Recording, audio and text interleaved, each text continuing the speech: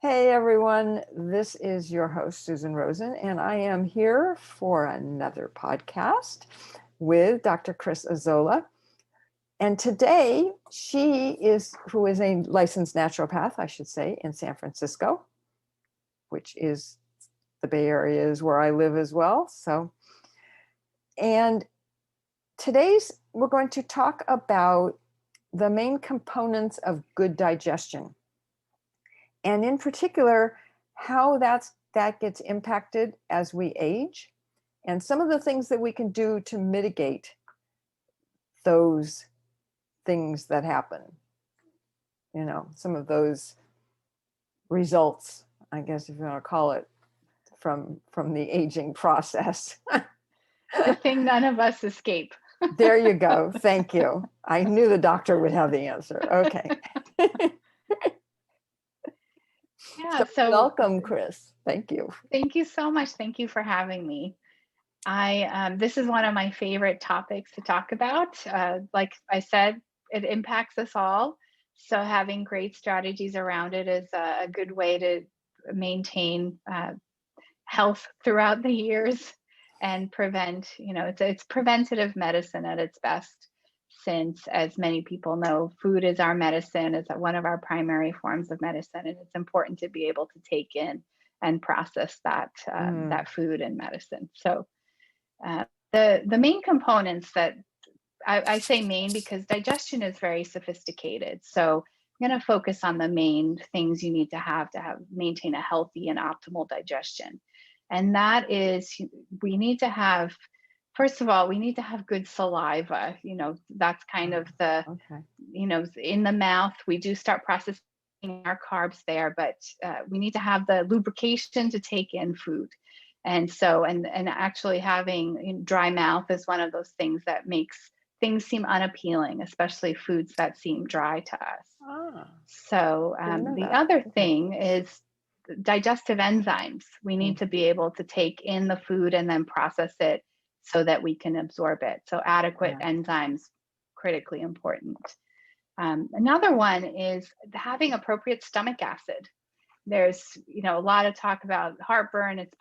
People have been talking about it for a long time, but never to be forgotten, having the amount of acid in your stomach helps not only with absorption of certain vitamins, but it's one of the main ways we break down the food. And then our intestines need to be nice and healthy and not inflamed, because an inflamed intestinal wall does not allow the nutrients to cross and might allow things that we don't want to cross our intestinal barrier. And there are always viruses and bacteria, but then there are things like food fragments that we really don't want to come across undigested that then can irritate the immune system. And then lastly, we need that intestinal health, and then we do need that movement. We need the intestine to move well so that it goes along and prevents things like constipation, stasis. We don't want it to sit there for too long and absorb too much water, or have a hard time getting it out. And then of course that can decrease your desire to eat the next meal. And then lastly is appetite. We need a good appetite throughout our lives and wanting to take in those foods. So when you have problems in those areas, definitely those things are impacted as we age, and then we need strategies to mitigate a decline in those functions. Okay, well that sounds good. Should we jump in a little bit into each of those different areas, and you can give us a little bit more information about it? Should we just start at the beginning and weave our way through to the end? Absolutely. So I started with saliva because many of us in the modern world, we eat a lot of salty foods and we get quite dehydrated. And so that is one common reason for, we do produce less saliva as we age. But in general, a lot of us are dehydrated, and that causes an issue with it. So that's a relatively simple solution for people that don't mind drinking water, but also remembering that vegetables, fruits, vegetables, and soups also provide a lot of hydration. Okay. And so Okay. those are not to be underestimated as a way to stay well hydrated. Yeah, makes In sense. terms of, oh, sorry, go ahead. Oh no, I said that makes a lot of sense. Hmm. You know. A lot of tart foods that we eat, lemon juice, Oh. cranberries, stimulate salivary production, Oh. stimulate those juices, get those juices flowing, as I like Uh-huh. to say. Bitter foods do as well.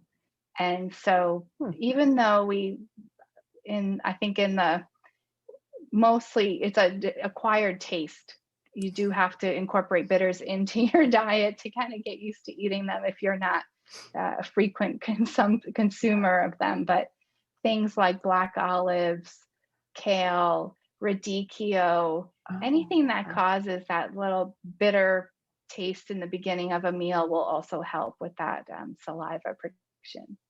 Huh. Okay. Learning things all the time. Excuse me. Yeah. No, that's really interesting. Now, are any of these things that maybe you could overdo, you know? Like they're good in small amounts, but you don't want to make full meals out of them or have them every day or something like that. Yes, a great point that you want to have a little bit goes a long way. Mm. Historically, bitter foods are the taste of bitter can warn us against that something's poisonous Oh, okay. in a food. So you do it's great to develop a taste to incorporate it as part of a meal, but you don't need to consume it in huge quantities. And that pretty much goes for many things. Balance is key, even for herbs and spices. You want to use them in moderation to help, but you don't want to make your meal so loaded in something that it's unappetizing. Okay. So No, that makes sense. That makes sense. Are there things, now that we're kind of going down this road just a little bit, um, are there things, certain foods or whatever, that are better to eat like in the morning or at night, or does it really not matter very much? in terms of in the morning, a lot of people ingest bitter foods as coffee. So unless Ah, you put okay. tons of sugar in it, that's one thing that Nah. people, yeah, enjoy. And then throughout the day, yeah, just a little bit goes a long way pretty much at every meal. Okay. Some cultures like to start the day eating bitter melon. So Mm. it has many health benefits, but that's one of those Hmm. digestive support foods that people, if you start at the beginning of the day, it kind of sets you off well for the Okay. rest of it. And a lot of people have bowel movements in the beginning of the day, so it can help you with that first elimination if it doesn't, if it's Ah, not something that you know interesting. happens easily. Yeah. That's a nice way of putting it. Yeah. Well, that's all right. We won't go there. Okay. Um,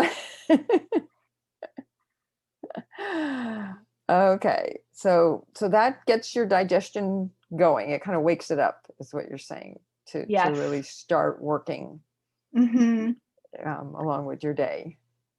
Yeah, and that's the other point to add on that is as we age, some research is mixed on this, but people's sense of taste and smell does decline. Mm-hmm. And so it's very variable and it may not make a difference in many people's lives. It's highly individual.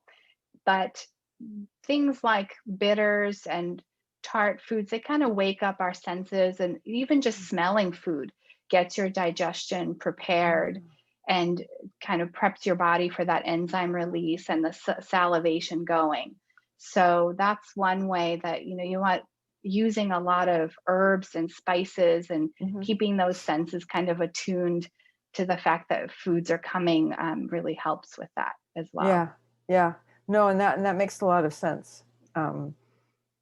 Because I have also read, um, and I know partly with my mom as well, but that as people get older, quite a few, Hmm. and like you say, they'll start losing their sense of smell Mm-hmm. and taste, because the smell is so integral to the taste as Yes. well. And so they really stop eating as much as they should, because things, Yes. it's like they kind of taste like dust, or they taste, Mm-hmm. it's just not palatable, or they'll go to more of the hot, hot, hot, hot, right? Or to the edges, because that is all they can taste. Hot as in spicy. Yeah. Yeah. Yeah. And that is another example of something you don't want to overdo. So Mm-hmm. the more variety of spices you can use. Rosemary is very strong. Garlic is very strong. Ginger, fresh ginger. There are other options, although ginger can be spicy as well, but Mm-hmm. making sure that there's a complexity of flavor that doesn't necessarily just rely on something super extreme like extra spice. Yeah. Yeah. Or extra heat, I mean. Mm-hmm. Well, and ginger is very good. I know that's one of those things they tell you, right, with spices and herbs, even in vitamins, if you're having digestive problems, to take ginger. Mm-hmm. Yeah. Helps with absorption. Yeah, Mm-hmm. absolutely. Mm-hmm. Yeah, I take it every day, but as does my husband. Okay, so we've been talking about the that sort of digestion, and we've been talking about the spices and bitters and Mm-hmm. all of that. What else? What are some of the other ones? Some of the other things that people really need to look out for with their digestion? Mm-hmm. You had said as well about stomach acid and that Yes. sort of thing. Yeah, we usually have a very acidic environment in our stomach, and that declines with age. So there are ways, again, the bitters are quite multifunctional, and they do help stimulate some of that acid production. We need that acid to be able to break down proteins, especially, but it just aids in the whole digestion process. And then we absorb protein when they're broken, they're chemically processed by acids. So one of the easiest ways, obviously, if you have heartburn and are frequently using antacids all the time, it's good to get that checked out and kind of figure out why that's going on and get it treated, and use the antacids as little as possible, unless they're indicated, but don't over rely on them, because that will actually decrease your stomach acid over time and decrease your ability to absorb many nutrients that you need. Mm-hmm. And so the one of the easiest ways to maintain an acidic environment, I mean, to optimize your ability to digest proteins, is to use cook proteins in something acidic, using things like lemon juices, vinaigrettes, tomato sauce, and meat are some of those ways that we can actually do some of the processing before it gets into our stomach. Yeah. No, I know. I know personally. I had a lot of problem with acid reflux kind of stuff, and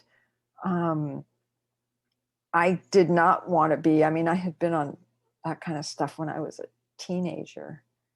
Um, I don't think that had anything to do with aging. I think that just had to do with my family environment. But that's a whole nother issue. But when I did get older, I didn't want to go. I didn't want to take all of those antacids and stuff like that. So I did, again, like we were talking about, kind of did some of my own research, which I have a tendency to do, and did find that my issue wasn't that I had too much stomach acid, it's that I didn't have enough. Mm-hmm. And that's why I was having the acid reflux, because it wasn't getting digested. Mm-hmm. So I started taking a little lemon juice, and I still do sometimes, a little lemon juice before I have a meal. Mm-hmm. You know, I buy the betaine HCl, hydrochloric acid pills, Mm-hmm. and if I'm eating a big meal, I'll take one of those to help digest it. Yeah. There are enzymes, and there are, even that we're talking about mainly dietary things because it is something that many people can utilize at home, Mm-hmm. but there are medicinal, yeah, with proper training, you can use these things in higher doses, the herbs themselves in tinctures, Okay. capsules, and then there are Uh-huh. digestive enzymes that people can use, and I've used clinically. It's just critically important to figure out what is the cause underneath, because these if it's an ulcer that's causing that heartburn, then adding an acidic Right. enzyme will just aggravate the issue. So Mm-hmm. I'm looking at the underlying cause of it, but they can definitely be very helpful if you are losing digestive, we call it digestive fire, but they can definitely be an aid, especially if you're processing large, heavy meals. Uh-huh. Yeah. Yeah. No. I mean, just from what I did my own little experimenting, right? Mhm. I didn't just all of a sudden start taking all of this stuff. I was trying it, especially Mhm. that's why the lemon juice before I even went to the HCL, Yeah. right? Because the Yeah. lemon juice I don't want to say it can't hurt you. If you drink half a bottle, it's not going to be Yeah. very good for you. But, you know, just a teaspoon or a tablespoon of lemon juice Mhm. at the beginning of a meal typically Yes. isn't going to be a big issue. Yeah, it's usually like something like in a salad dressing, things like that Mm-hmm. we Yes. normally eat, and they're very low force, as we say. Uh-huh. But yeah, as you mentioned, sometimes people have food intolerances or things that are just aggravating to them, and Yeah. with a decreased stomach acid, or just maybe that is causing some of that digestive capacity to Mm-hmm. decrease, then it's actually the food that's aggravating and causing the problem. So getting to the bottom of that will definitely, if you can identify that, will help things move Yeah. along Yeah. much better, work much better. Oh no, exactly. Exactly. That makes a lot of sense. In fact, I did a podcast quite a while ago when I first started the podcast, I think, about why stomach acid is good for you.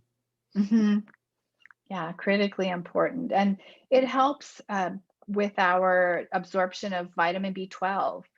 And that is Right. something that, with our gastric acid, our stomach acid decreasing as the years progress, we run the risk of becoming B12 deficient. So this is something that a doctor can run, and there are definitely shots, B12 shots people can take, or sometimes sublingually if they're Mm. deficient, to help support that. Mm-hmm. Mm-hmm. Yeah. Yeah. No, it's definitely. I remember my mom used to take B12 shots. Mm, yeah, can be very highly effective. Mm-hmm. Yep. Hmm. Yep. And Yep. indicated. Mm-hmm. Well, it seems, well, that's okay. I won't ask this question. Take us down a whole nother route for another podcast. I was just going to ask, and you don't have to answer it. I'll say we'll do it in another podcast. Is to talk about it. It seems that the B vitamins are one of the ones that, as people age, they do seem to need more. That they don't get them Hmm. as well as when they're younger. And I don't know whether that's because of the foods that they tend to eat or what, but we won't talk about that now. We'll do That's a another whole topic. podcast. That's right. Yes. On the actual food and the vitamins that are in the food that, you know, Yes. yeah, that could be a whole series by itself. Absolutely. Absolutely. So, okay. I don't know. Do we want to just talk about, because we've already talked about some of the things that you can do to help Hmm. with all of this. Um, do we want to talk about some of the other things that can be an issue? Not that we necessarily have to talk about how to fix it or any of those kinds of things. Mm-hmm. But some of the other kinds of things, whether you want to talk about menopause or the male menopause, or it's also a part of aging that people kind of go through at different times and affects them so differently. Yeah, I think in terms of definitely hormonal changes can affect your digestion and affect your microbiome. I think that there's some really exciting new research that's coming out and worthy of I think its own podcast. But yeah. No, I know you did say that at the beginning. I know, but I didn't know whether there was something specific you wanted to throw in here, since we've gone, a ways down the digestive thing, or if you just want to wait. In terms of anything specific to that you were thinking that was on your mind for those? Especially for women, I can't speak as much to the men's side of it, but we end up doing a lot of craving when we go through menopause for fatty stuff and things that we end up gaining weight.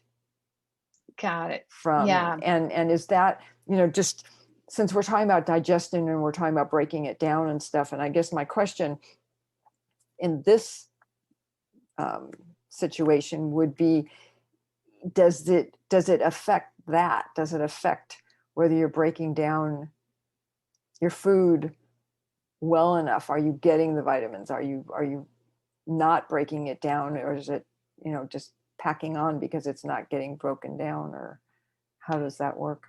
Yeah, well, our lean body mass really decreases as we age, and then our fat stores just naturally increase. Okay. And so our water mass decreases as well. So it is somewhat of a slowdown in absorption and processing. We need part of the hormonal changes really as we become, so saying that let's say our gastric acid is decreasing and we're not taking in so many proteins, then we can't really make so many enzymes. And then if we don't have as many breakdown enzymes, then we're not going to absorb as many nutrients. And that's part of what's going on there.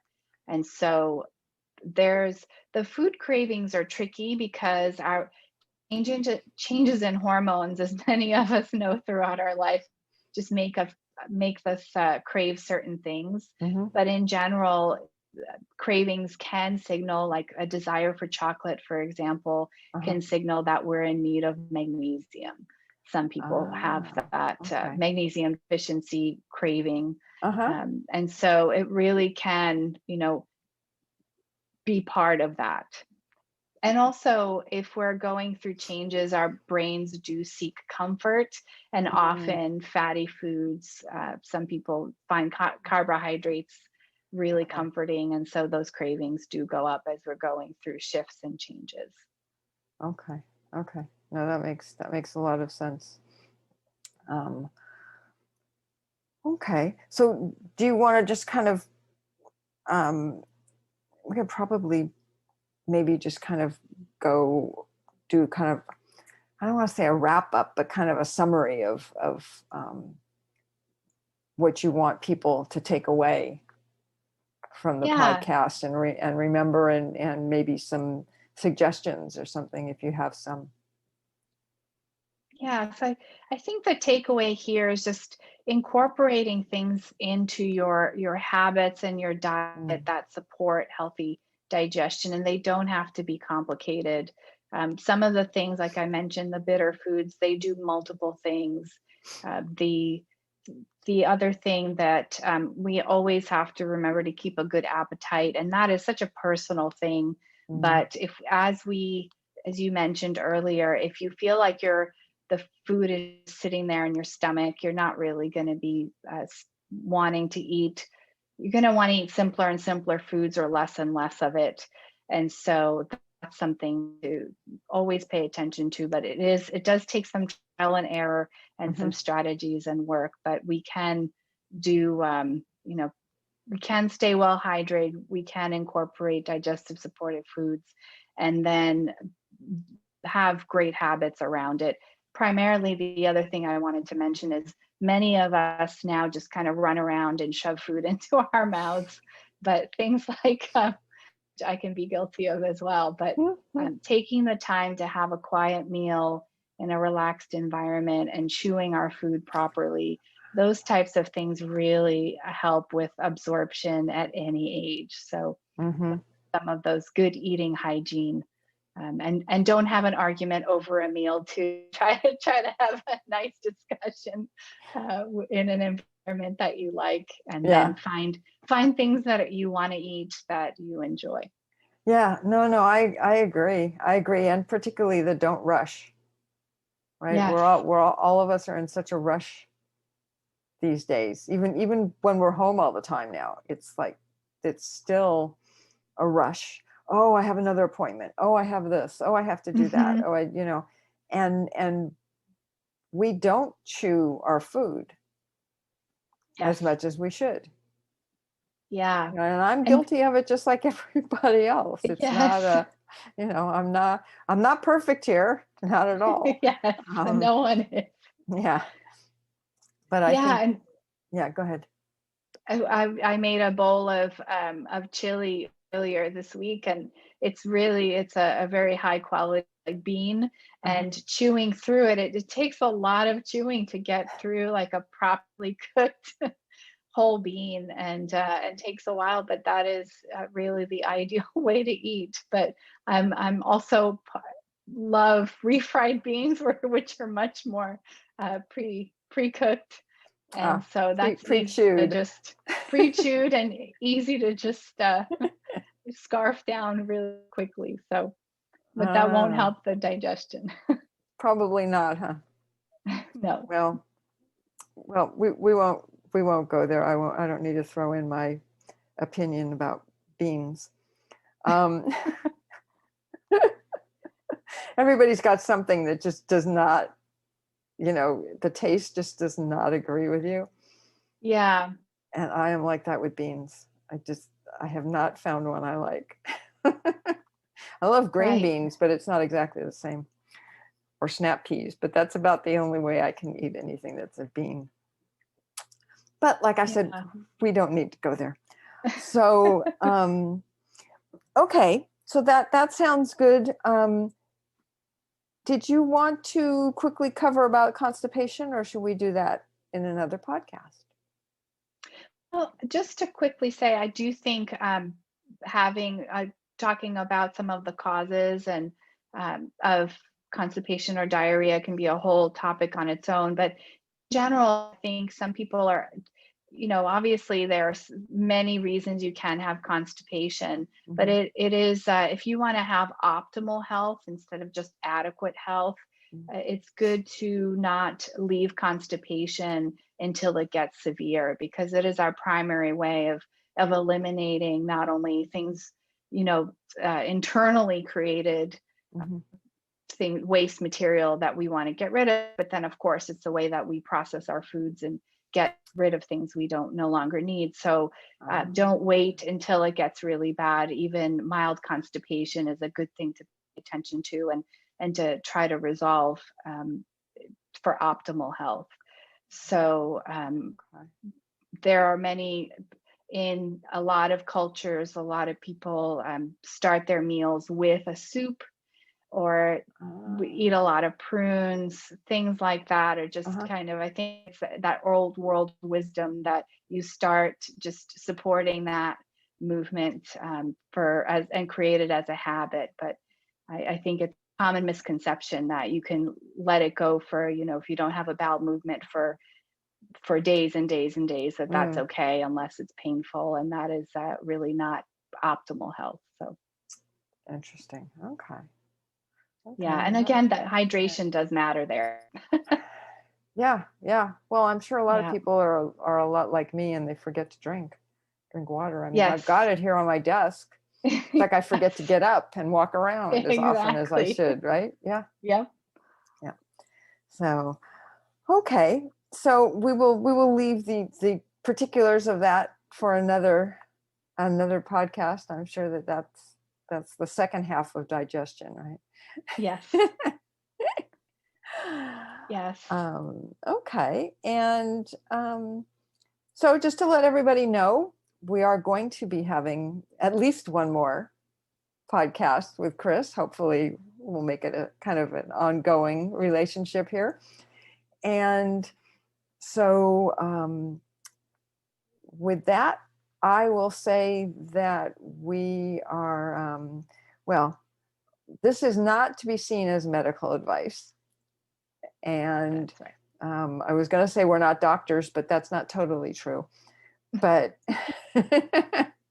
but this is not a medical situation. So if you are having any problems, please go and see your own doctor or call or whatever they do right now. And if it's an emergency, please take care of it, whatever it is, and go to the emergency room. Okay, and that being said, Cris will be back with us for another podcast in which we will be talking even more about digestion and particularly about the different kinds of food that we need more of or less of as we age, as the case may be. Yes. And with that, I will look forward to talking to all of you again next week. Well, thank you very much for having me.